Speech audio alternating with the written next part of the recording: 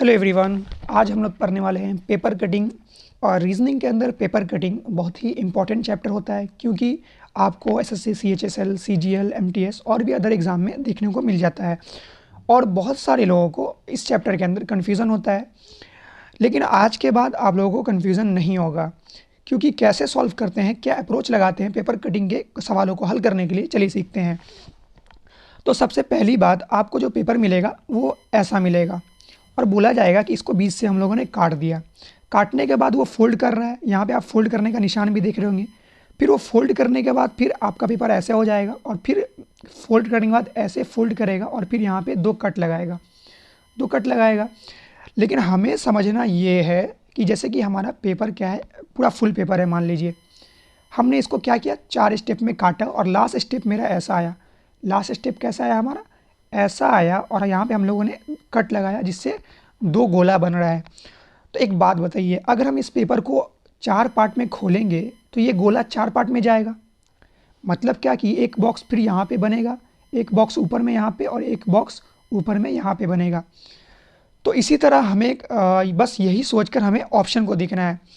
पहली बात देखते ही तो आपको ये ऑप्शन आपको ख़त्म कर देना चाहिए, क्योंकि भैया इसमें यहाँ पे जो भी पेपर कटा है वो पार्ट तो कहीं पे खसकेगा नहीं, मतलब कहीं पे जाएगा ही नहीं, वो पेपर का जो पार्ट है वहीं पे रहेगा।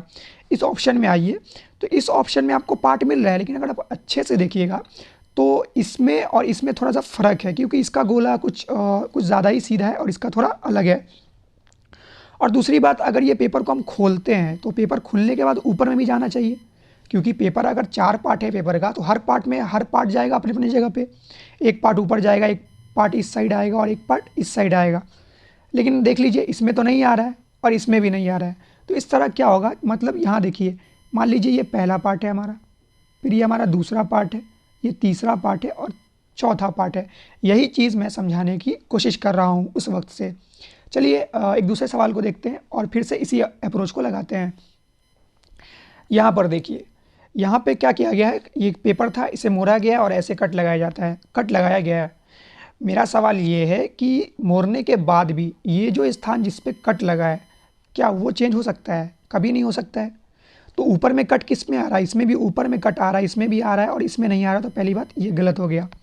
और दूसरी बात कि जब हम इस कट वाले पेपर को खोलेंगे तो खुलने के बाद एक पार्ट हमें इसको इधर दिखना चाहिए, जो कि इस ऑप्शन में दिख रहा है, लेकिन इस ऑप्शन में ऊपर में था नहीं। अब इसमें दिख रहा है और इसमें तो है ही नहीं, तो ये भी ख़त्म हो गया। अब बात आती है कि इसमें और इसमें जो है वो पार्ट दिख रहा है, लेकिन अगर आप गौर से देखें तो कट कहाँ पे लगाया गया, सिर्फ इस पार्ट में लगाया गया है, यानी इस साइड में जो है कोई भी कट नहीं है। तो यहाँ पे कुछ होगा नहीं, पेपर खुलने के बाद भी कोई भी गोला वोला आएगा नहीं। तो इसलिए ये आंसर हमारा नहीं होगा और आंसर ये हो जाएगा। चलिए देखते हैं एक और सवाल को।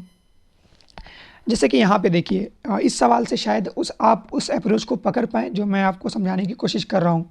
मेरे कहने का मतलब है कि जैसे एक पेपर था, पेपर को क्या किया गया, पेपर कुछ इस प्रकार का था, ठीक है, और उसको 4 पार्टों में काटा गया है। एक पार्ट आप यहाँ देख पा रहे हो, यहाँ आप देख पा रहे होंगे अच्छे से, एक एक पार्ट करके यहाँ।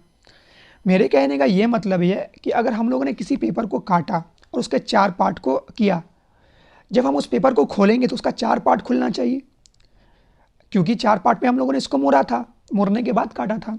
तो इसी तरह है, अगर हम मोड़ने के बाद यहाँ पे कट लगा रहे हैं तो भैया ये जो खुलेगा ये 4 पार्ट में बटेगा, इसके पास, इसके पास, इसके पास, यानी ये जो गोला है वो 4 पार्ट में जाना चाहिए। तो इसमें 3 पार्ट में है, इसमें 2 ही पार्ट में, अब इसमें 4 पार्ट में और इसमें 4 पार्ट में है। तो हमें इस सवाल को अच्छे से देखना पड़ेगा कि क्या इसमें बीच में गोला है। तो अगर आप गौर से देखिए, इसमें बीच में कोई भी गोला नहीं है, कोई भी कट नहीं लगाया गया है। तो इस तरह हम कह सकते हैं कि हमारा जो आंसर हो जाएगा वो जाएगा ऑप्शन नंबर 4, क्योंकि यहाँ पे कोई बीच में गोला नहीं है और इसमें बीच में गोला आ रहा है। चलिए एक और सवाल को लगाते हैं। जैसे कि आप यहाँ पर देखिए, यहाँ पर क्या है कि पेपर दिया गया है, पेपर को फिर से 4 पार्ट में काटा गया है, ठीक है, 4 पार्ट में काटा गया है, एक पार्ट हमें दिख रहा है। तो कहने का बात यह है कि अगर ये 4 पार्ट में काटा गया है तो ये 4 पार्ट में दिखेगा। चलिए 4 पार्ट में तो सब में दिख रहा है, लेकिन इसमें 5 पार्ट में दिख रहा है, तो ये गलत हो गया। अब 4 पार्ट में दिख रहा है, अब हमें देखना है कि इसमें जो है चौकोर है, एकदम चौकोर है, तो ये जो चौकोर है अपने स्थान से कभी खसकेगा नहीं। देखिए इसमें चौकोर नहीं है, तो ये भी गलत हो गया। अब इसमें चौकोर है और इसमें चौकोर है, लेकिन जब ये कटने के बाद 4 पार्ट में जाएगा तो सब जगह चौकोर रहेगा, लेकिन यहाँ देखिए यहाँ चौकोर नहीं है, तो इस तरह हमारा आंसर क्या हो जाएगा, ये हो जाएगा।